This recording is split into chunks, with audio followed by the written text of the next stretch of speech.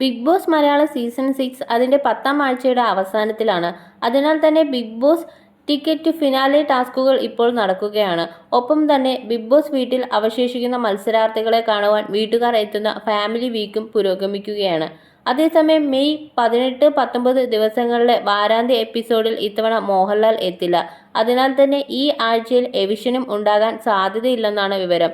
അതേസമയം മോഹൻലാലിന്റെ ജന്മദിനമായ തിങ്കളാഴ്ച മോഹൻലാൽ എത്തിയേക്കും എന്നാണ് വിവരം. അതേസമയം ബിഗ് ബോസിൽ പവർ ടീം എന്ന സംവിധാനം അവസാനിപ്പിച്ചതിന് ശേഷമുള്ള ആദ്യത്തെ വാരമാണ് കഴിഞ്ഞു പോകുന്നത്. ഫാമിലി വീക്ക് കൂടി ആയതിനാൽ കാര്യമായ ബഹളങ്ങളും പ്രശ്നങ്ങളും വീട്ടിൽ ഉണ്ടായിരുന്നില്ല. അതേസമയം വീട്ടുകാരുടെ വരവും അതിനെ തുടർന്ന് മത്സരാർത്ഥികളിൽ ഉണ്ടായ മാറ്റവും ഏറെ ചർച്ചയായിരുന്നു. അതേസമയം കഴിഞ്ഞ ആഴ്ചയിലെ നോമിനേഷനിൽ ഇത്തവണ എലിമിനേഷൻ ഇല്ലെങ്കിൽ വീണ്ടും തുടരാനുള്ള സാധ്യതയുണ്ട്. നന്ദന, സായി കൃഷ്ണ, നോറ എന്നിവർ ഒഴികെ എല്ലാവരും ഇത്തവണ ബിഗ് ബോസ് എവിഷനിൽ ലിസ്റ്റ് ചെയ്യപ്പെട്ടിരിക്കുകയാണ്.